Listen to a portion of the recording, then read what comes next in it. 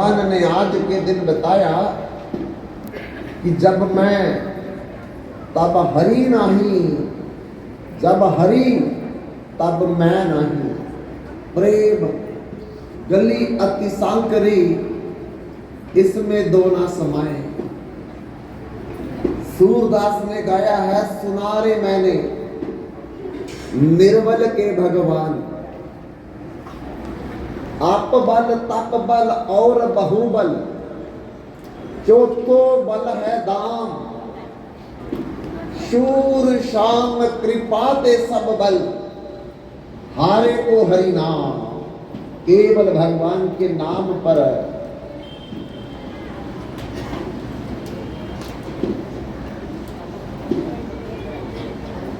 आश्रित होकर के जो जीव भगवान को याद करते हैं, उनका ये संसार तो बहुत बढ़िया चलेगा। हर चीज भगवान देने की जिम्मेदारी लेंगे, क्योंकि भगवान वचनबद्ध है, प्रतिज्ञाबद्ध है। अनन्य सचिंत्यत्व माम जे जन पर्योपास्ति, तेषां नित्य अद्युक्तानां योग अक्षय मम भाम्याम। सतत जुगतां वजतां प्रतिपूर्वकम, ददामि बुद्धि योगं तम जेत माम उपजान्ति ते। जो मेरा बन करके रहता है, मुझे अपना मानता है, उसको जो कुछ चाहिए ये मेरी जिम्मेदारी है, मैं दूंगा, पर वो मेरा बन जाएगा। मुझे अपना मान ले। ऐसे नाता एक राम से, बाकी नाते छोड़ दे। आशा एक राम की, बाकी आशा तोड़ दे। भगवान पर आस करे। धन मांगना तो भगवान से मांगे, संतान मांगनी तो भगवान से मांगे, व्यापार मांगना तो भगवान से मांगे, प्रतिष्ठा मांगनी तो भगवान से मांगे। तो भगवान कहते चतुर्विधा भजन्ते माम जे जन सुकृतिनो अर्जुन।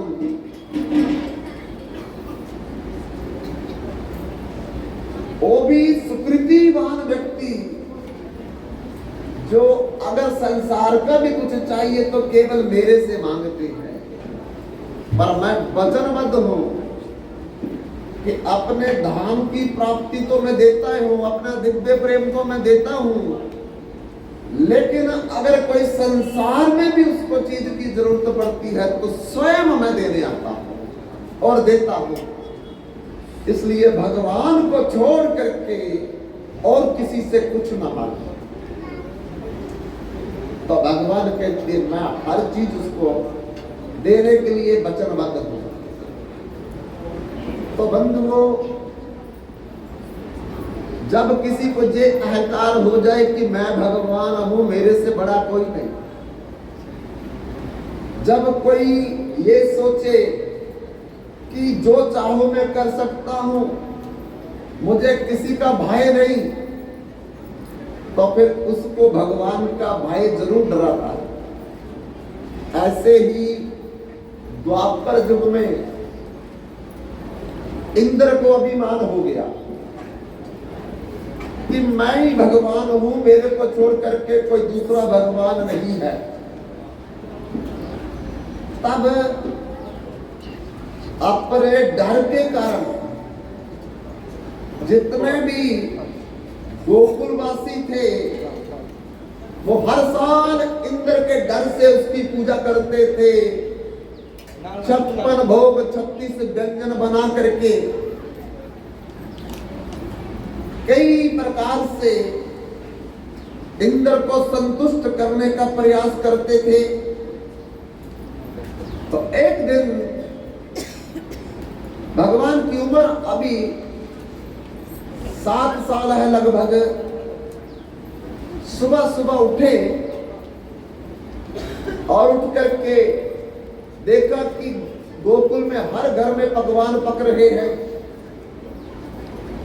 अपनी मां यशोदा के पास जाकर के पूछ दिया कि मैया आज क्या है। तो यशोदा मैया कहती है, अरे मेरे पास समय नहीं आपसे बात करने को, बहुत कुछ बनाना है मैंने। जाओ अपने बाबा से पूछो जाकर के। अब 7 साल का कन्हैया अपने बाबा के पास जाकर के पूछता है कि बाबा, बाबा आज क्या है? हर घर में पकवान पक रहा है।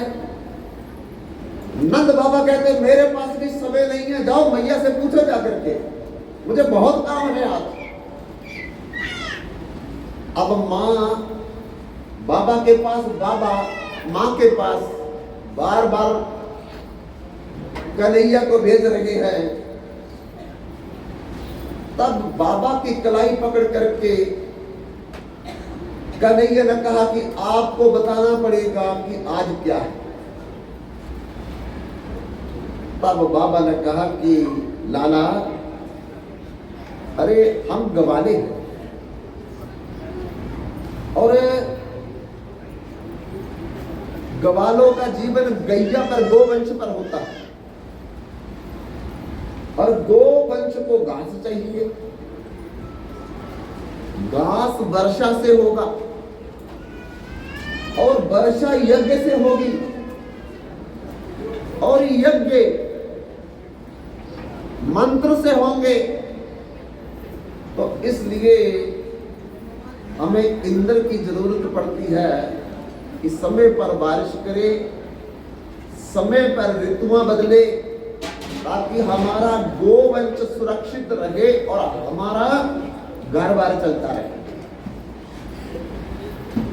भगवान ने कहा कि देखो, काहू न कौ सुख दुख कर दाता, निज कृत कर्म भोग सब खाता।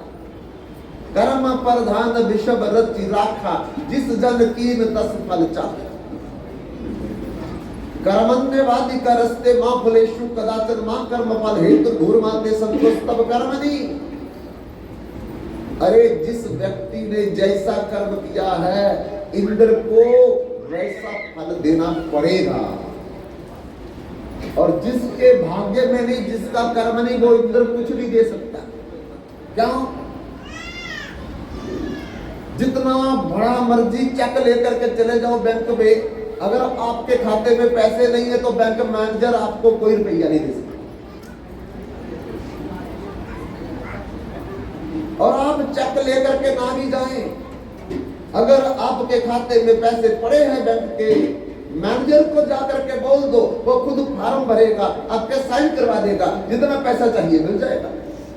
ऐसे ही इंद्र मैनेजर है, मालिक नहीं। मालिक तो भगवान है। तो मैनेजर की अपनी नहीं चलती है, मालिक की अपनी चलती है। इसलिए बाबा, अगर आप कहते हो कि पूजा करनी है और हमारा जीवन निर्वाह गोवंश पर होता है, तो वो तो हमें गोवर्धन से मिलता है। गैया हमारी गोवर्धन में चलती है, घास गोवर्धन में उगता है और वर्षा भी गोवर्धन के कारण होती है, अर्थात पहाड़ों के कारण होती है। और दूसरा, ये गोवर्धन साक्षात भगवान का स्वरूप है। जब भगवान पृथ्वी पर आने लगे, श्रीमती राधा रानी को बोला कि आपको भी चलना मेरे साथ, तो राधा रानी ने मना कर दिया। श्री कृष्ण ने कहा कि क्या बात है, आप हमारे साथ नहीं चलना चाहते? तो श्रीमती राधा रानी ने कहा कि मैं तब चलूंगी जहां जमुना होगी, गोवर्धन होगा, वृंदावन होगा। यहां ये नहीं, वहां राधा भी नहीं। तब भगवान ने अपने हृदय से इस गोवर्धन को प्रकट किया है, अपने हृदय से प्रकट किया। तो भगवान के हृदय से प्रकट होने का मतलब कि ये साक्षात गोवर्धन कौन है? भगवान है। तो इनकी पूजा कैसे करेंगे?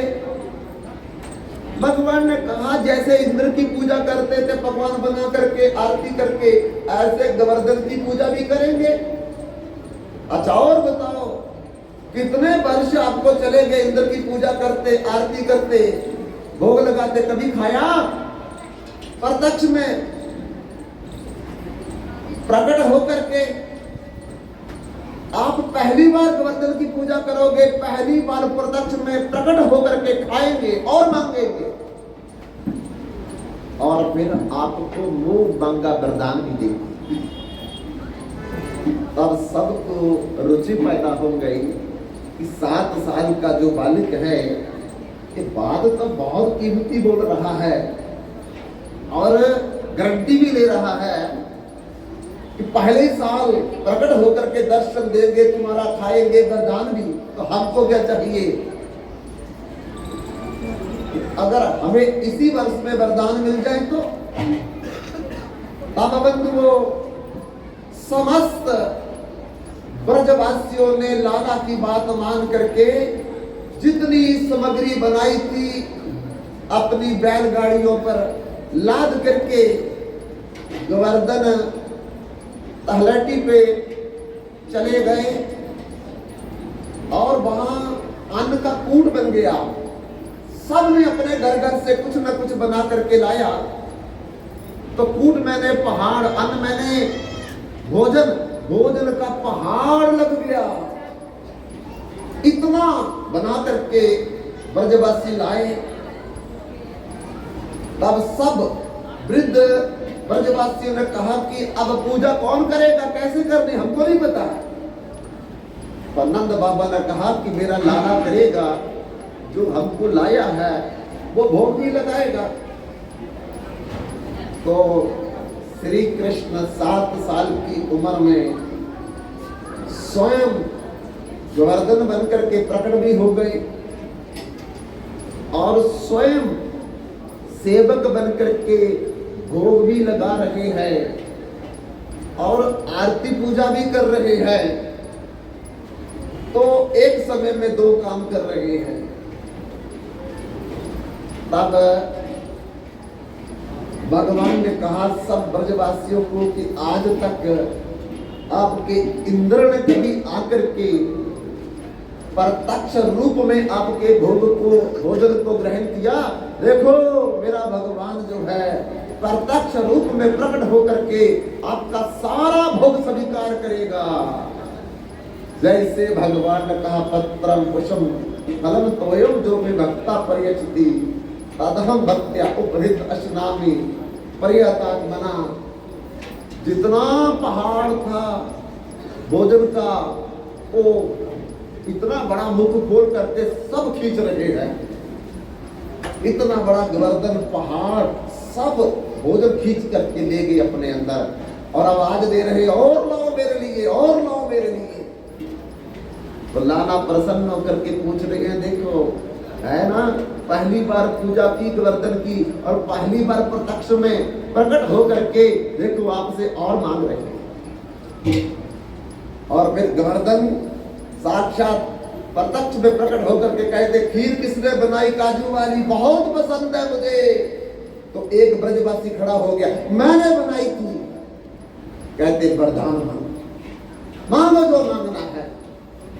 अरे धनार्थी को धन, कामार्थी को कामना, पुत्रार्थी को पुत्र, मोक्षार्थी को मोक्ष, प्रेमार्थी को प्रेम। जिसने जो मांगा जाती रही भावना जैसी, प्रभु मूर्ति देखी तिन तैसी। उसको भगवान गोवर्धन ने वही कुछ दिया। तब ब्रजवासी लाला के पास जाकर के बोलने लगे, अरे हम इंद्र को भोग लगाते थे तो खाने को हमें मिल जाता था, और आपका गोवर्धन भगवान तो सब कुछ खा गया, अब हमको भूख लगी, हम क्या खाए? लाला ने कहा चिंता मत करो, मेरे भगवान इतने संतुष्ट हो गए हैं कि जितना तुमने दिया है उससे 1000 गुना तुमको ज्यादा दे देंगे। देखते ही देखते बंधुओं ऐसे ऐसे अन्न के और पहाड़ लग गए।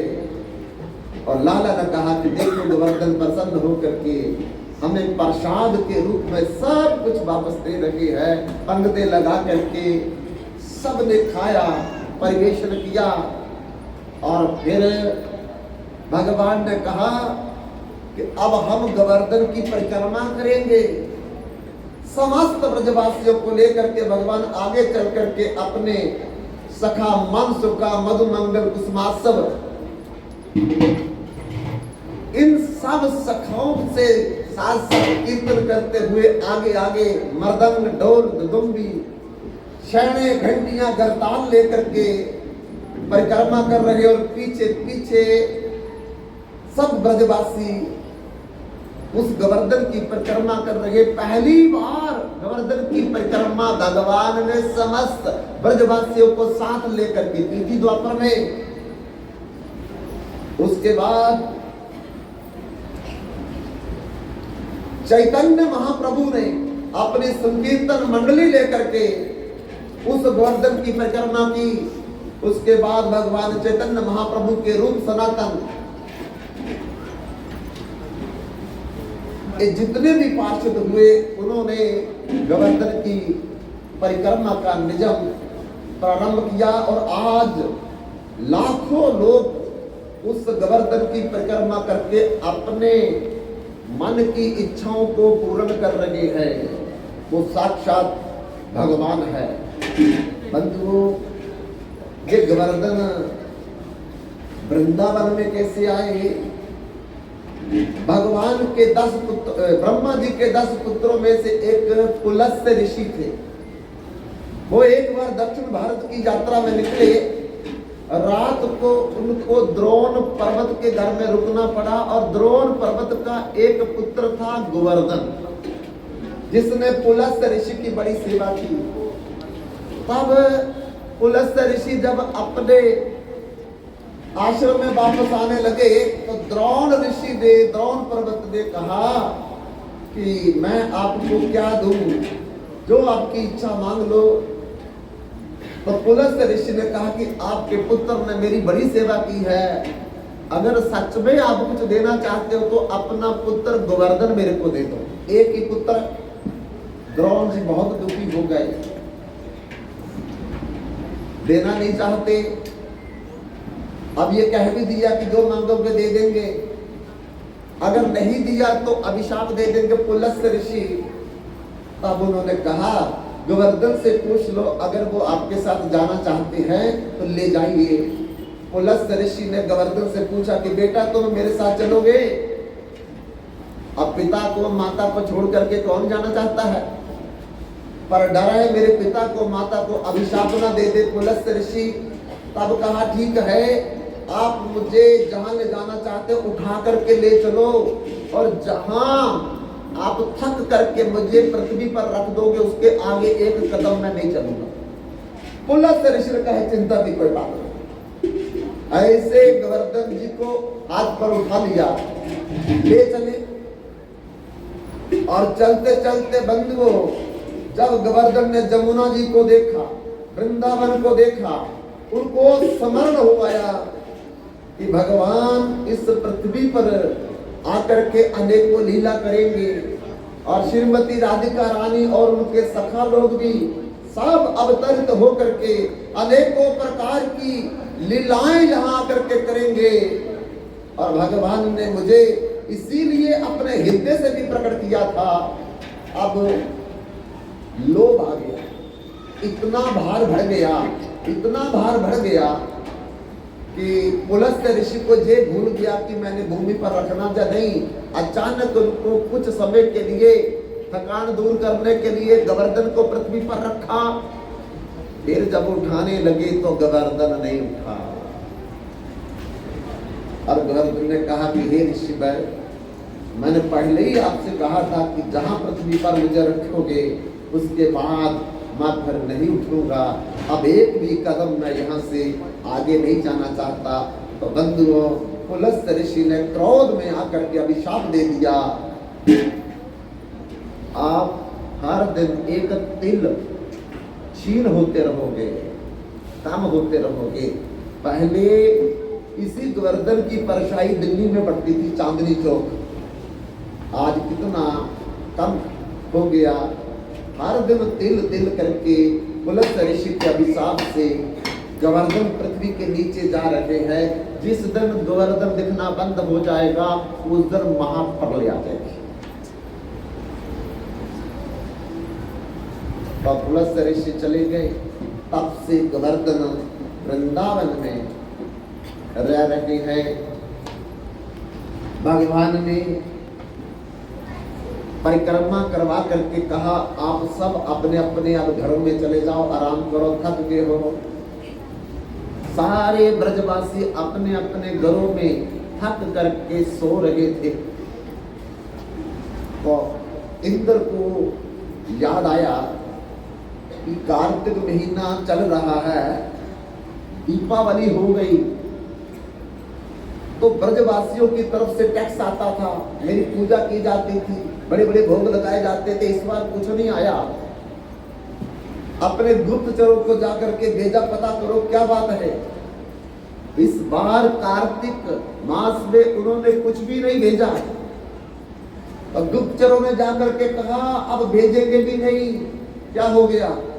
अरे नंद का जो पूत है उसने सबको बहका दिया है, आपकी पूजा बंद करवा के गोवर्धन की पूजा शुरू करवा दी है। अच्छा, ऐसी ब्रजवासियों की हिम्मत सातवें आसमान में चली गई। मैं वर्षा करने वाला जब उनकी रक्षा कर सकता हूं वर्षा करके, तो नाराज होकर के मैं अब सारे ब्रजवासियों को जल में डुबो दूंगा। अपने मुख्य पाद संवर्तक को बुलाया और कहा कि इतनी वर्षा करो कि महाप्रलय के समय जितनी वर्षा होती थी उससे भी ज्यादा, ताकि ब्रजवासियों को पता लग जाए कि इंद्र को नाराज करने का प्रतिफल क्या होता है। बंधुओं, संवर्तक मुख्य बादल अपने गणों को लेकर के ब्रज में इतनी बारिश कि जैसे हाथी की सूंड में पानी निकलता है। बड़े बड़े ओले, तूफान, जिससे वृक्ष जड़ से उखड़ने लगे, घर की छतें उड़ने लगी, पशु पक्षी और जितने भी मानव बार थे वो हवा में उड़ने लगे। कन्हैया बचाओ, कन्हैया बचाओ। सारे वृद्ध गोकुलवासी आकर के नंद बाबा से बोलने लगे, हम तो पहले कहते थे इस बालक की बातों में मत आओ। देखो इंद्र ने प्रकोप कर दिया, अब हम बचने वाले नहीं हैं। तो नंद बाबा ने लाला को बुला करके कहा कि लाला, आप देखो कितना बड़ा दुख इंद्र ने बंज पर डाल दिया, अब क्या करें। लाला ने कहा चिंता मत कर, जिस गोवर्धन की हमने पूजा की है, जिस गोवर्धन को हमने भोग दिया, जिस गोवर्धन की हमने परिक्रमा की है, वो हमारी रक्षा जरूर करेगा। चलो सब दौड़ करके वहां चलो, अपने पशु पक्षी और जितना भी बाल बच्चे लेकर के गोवर्धन पर पहुंच जाओ। और भगवान भी साथ चलने लगे। सब जब गोवर्धन के नजदीक पहुंच गए, कोई भी बाकी नहीं बचा। तो बंधुओं, जैसे एक बालक बात में एक शांता उठा लेता है, ऐसे भगवान श्री कृष्ण 7 साल की उम्र में 7 कोष परिक्रमा वाले गोवर्धन को अपने बाएं हाथ की सबसे छोटी उंगली पर उठा करके खड़ा कर दिया।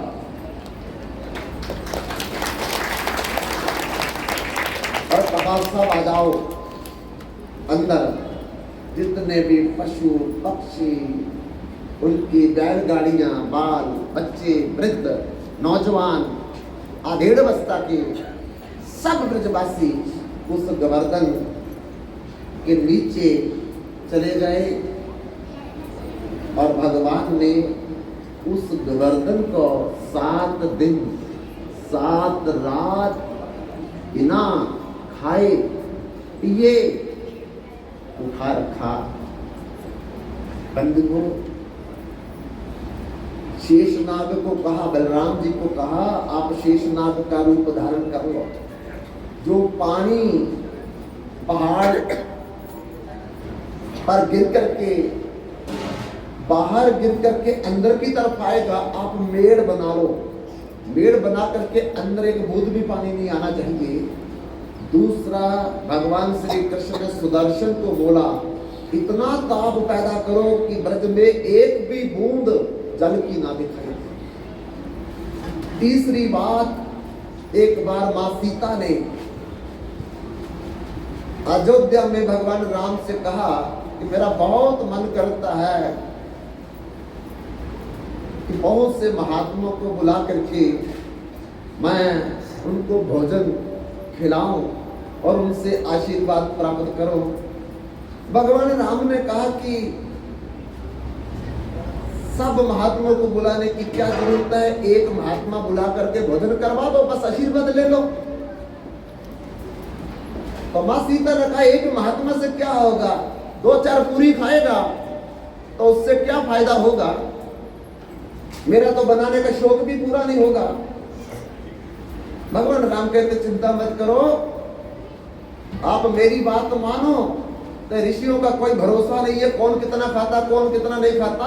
आप एक ऋषि अयोध्या में बुला लो किसी को, वशिष्ठ जी हाँ हमारे कुलगुरु, उनको खिला दो। तो मां सीता कहती है वशिष्ठ जी को तो मैंने कितनी बार खिलाया है, बस 2-4 पूरी खा करके संतुष्ट हो जाते हैं। ऐसा महात्मा हो कम से कम मुझे पता तो चले कि मैंने रसोई की है। तो ठीक है, भगवान राम ने अगस्त ऋषि को निमंत्रण भेज दिया। अगस्त ऋषि अपने 60,000 शिष्य लेकर के अयोध्या में पहुंच गए। तो कहा कि आपने बुलाया है पर मैंने तो कई वर्षों से कुछ नहीं खाया, रस पी करके रहता हूं, पर अब मैया कह रही है तो कुछ खाना पड़ेगा। तो शिष्यों को बोला कि अभी तुम रुको, पहले मैं भोजन कर लूंगा, बाद में तुम लोग कर लेना। अगस्त ऋषि भोजन करने के लिए बैठ गए और मां सीता ने सोचा कि इनको 2-4 पूरी बना करके दे दूंगी, बाकी किसकी क्या जरूरत है। 2-4 सब्जी बना करके पूरियां बना करके देने लगी और पत्तल में रखने से पहले ही वो पूरी कहां जा रही है कोई पता नहीं। मां सीता दौड़ दौड़ करके थक गई, लेकिन पत्तल में पूरी गिरती तो है पर गिरने के बाद दिखती नहीं है। बस तुरंत अंदर जा रही है अगस्त ऋषि के मुख में। तब माता सीता ने अपनी सहेलियों को बुलाया, अपनी बहनों को बुलाया, भाई ये महात्मा कैसा है, थोड़ी मदद करो हमारी। हजारों की संख्या में कढ़ाइयां चढ़ा करके पुड़ियां निकल रही है। एक समय में हजारों पुड़ियां पत्थर पर गिरती है, पर गिरती तो नजर आती है लेकिन गिरने के बाद कहां चली गई ये अगस्त ऋषि पता नहीं लगने दे रहे। तब अंदर का राशन भी खत्म हो गया, बनाने वाले भी थक गए, अब कुछ और दिख भी नहीं रहा। तो भगवान राम के पास आकर के मां सीता कहती है एक कैसा महात्मा को निमंत्रण दिया है, पूरी दिखती तो है बनती और डलती, लेकिन उसके बाद दिखती नहीं, कहां चली गई।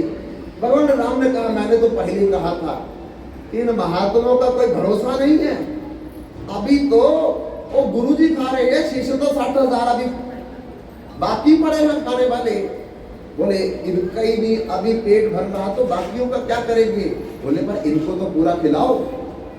माता सीता फिर बेचारी बना करके लगाए पर पूरी का फिर पता न चले। तब भगवान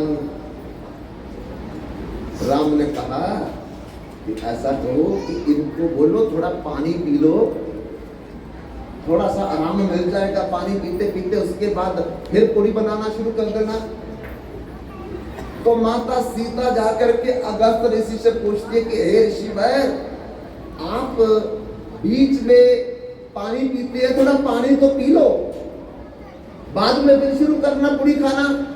अगस्त ऋषि कहते हैं अगर बीच वाला आएगा तो पानी पियूंगा, अभी बीच वाला आया ही नहीं है। मैं तो ही इंतजार कर रहा हूं कि बीच वाला आ जाए तब मैं पानी पीऊं, लेकिन अभी तो आपने शुरुआत भी पूरी नहीं की। तब तो सीता माता को चक्कर आ गया, भगवान राम के चरणों में गिर करके बोलने लगी अब मेरे से कुछ नहीं होने वाला। तब भगवान राम ब्रह्मचारी का रूप धारण करके भिक्षाम देही अयोध्या में प्रवेश करते हैं। माता सीता ने जब आवाज सुनी कोई और मांगने वाला आया है तो मन में सोचने लगी पहले वाला उठ नहीं रहा, दूसरा वाला फिर मांगने चला आया, अब पहले वाला उठे तो दूसरे को खिलाऊं। तब भगवान राम को कहा बोलो कौन है पता करो। बोले कोई ब्रह्मचारी आया है। एक रूप में भगवान ब्रह्मचारी बने हुए, दूसरे रूप में भगवान राम बन करके पूछ रहे भाई तुम कौन हो। अरे सुना है कि माता सीता भंडारा खोल करके रखा है, बहुत लोग खाने के लिए आए हैं, तो हमको भी पता चला, हमने सोचा हम भी थोड़ा प्रसाद ले आए। सीता माँ ने कहा कि वो सामने देखो एक महात्मा बैठा है, अभी तक उनका ही पूरा नहीं पड़ रहा, तो आपको हम कैसे। बोले हम तो केवल 2 पूरी खाएंगे, थोड़ी सी सब्जी लेंगे, बस खत्म हो जाएगा। जबरदस्ती भी भगवान राम ब्रह्मचारी बनकर के अगस्त ऋषि के पास बैठ गए और बैठ करके जब पत्तल में खाने लगे तो 2 पूरी खाई, थोड़ी सी सब्जी ली और बोला हम तो संतुष्ट हो गए, बस हम तो जा रहे हैं। तो उठ करके वो जाने लगे तो निजम है जब पंगत लग जाए तो एक ही पंगत में जितने लोग बैठे हैं अगर उनमें एक भी उठ करके चला जाए तो बाकी सबको उठना पड़ेगा, नहीं तो दोष लग जाएगा भोजन का। तो अगस्त ऋषि समझ गए कि प्रभु राम ने कोई लीला रची है ब्रह्मचारी बन करके, अब उठना पड़ेगा। पर उठने से पहले कहने लगे कि प्रभु राम अभी तो मैंने जल नहीं पिया, थोड़ा जल ही पिला दो। तो भगवान राम को पता था जब जल पीने लगेंगे तो एक ही घूंट में ये पूरा समुद्र पी जाते हैं, तो इनके लिए जल भी कैसे पूरा करना है। तब उन्होंने कहा अभी नहीं, अभी तरीका है, जब द्वापर आएगा तो कभी इंद्र प्रकोप के कारण संवर्तन बादलों को लेकर के इतनी वर्षा करेगा जैसे महाप्रलय में होती है, उस समय ये जितनी प्यास है आपकी वहां पूरी करेंगे। तो तीसरे नंबर पे भगवान ने अगस्त ऋषि को बुलाया कि भाई जितना पानी बच जाए सुदर्शन से उतना आप पीते रहना। अगस्त ऋषि भी पानी पी रहे थे, सुदर्शन जी सुखा रहे थे, शेष नाग जी मेड़ बना करके अंदर की तरफ पानी नहीं आने दे रहे थे, बचा खुचा। इस प्रकार भगवान ने 7 वर्ष की उम्र में आज के दिन वृंदावन में अपने बाएं हाथ की छोटी उंगली के नाखून पर 7 दिन 7 रात बिना खाए पिए गोवर्धन को धारण किया और इंद्र का मान मर्दन किया और ब्रजवासियों की अपने भक्तों की रक्षा की बंधुओं। और उसी समय की परंपरा जो है, प्रथा जो है, वो आज तक चल रही है कि गोवर्धन में कोई है तो गोवर्धन की पूजा साक्षात कर ली जाएगी। अगर गोवर्धन के पास हम नहीं हैं तो गोबर का गोवर्धन बना करके उनको आज के दिन 56 भोग 36 व्यंजन जैसे समस्त ब्रजवासियों ने अपने अपने घरों से व्यंजन बना करके लाए थे, ऐसे हर कोई अपने घर से कुछ ना कुछ बना करके आज के दिन गोवर्धन को भोग लगा सकता है। और ऐसी ही आपके अनुसार आपने जो लाया है हम लोगों ने उसी प्रकार से व्यवस्था करके भोग लगाया है, भोग लग रहा है। और भोग लगने के बाद आप लोगों को वही 56 भोग 36 व्यंजन का जो प्रसाद वितरण किया जाएगा। तो 56 भोग की व्यवस्था प्रथा कैसे चली, ये माता यशोदा ने पहली बार 56 भोग लगाया था कन्हैया को। क्यों? क्योंकि यशोदा मैया अपने कान्हा को 8 बार भोग लगाती थी दिन में, 8 बार। और अपने जीवन में कभी भी कन्हैया का एक दिन कभी नहीं छूटा कि उनको 8 बार भोग ना यशोदा मैया ने खिलाया हो। और जब गर्दन उठाया था 7 दिन 7 रात, तो 7 दिन कन्हैया भूखे रहे थे। तो 7 दिन का 8 टाइम का भोजन गुना कर लो, 8 और 7 को गुना करेंगे तो कितना आएगा? 8 7 56 आएगा ना। तो इसलिए यशोदा मैया ने मेरा कान्हा 7 दिन भूखा रहा और 8 बार मैं इनको खिलाती थी दिन रात में। तो 56 प्रकार के व्यंजन बना करके अपने लाला को खिलाया। और तब से ये प्रथा भी चल रही है कि भगवान गोवर्धन श्री कृष्ण का अभिन्न स्वरूप है।